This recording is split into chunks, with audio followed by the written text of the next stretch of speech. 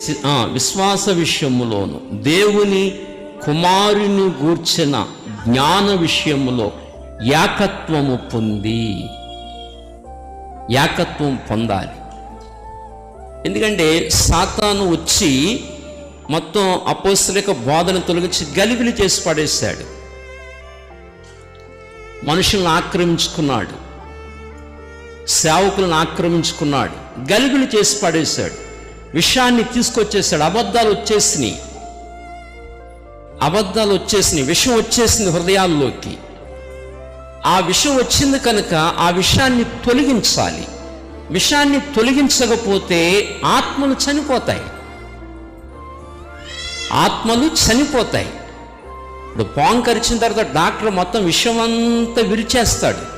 దానికి తగ్గ మెడిసిన్ ఇచ్చి విషమంతా విరిచేయాలి, లేకపోతే అతడు చనిపోతాడు.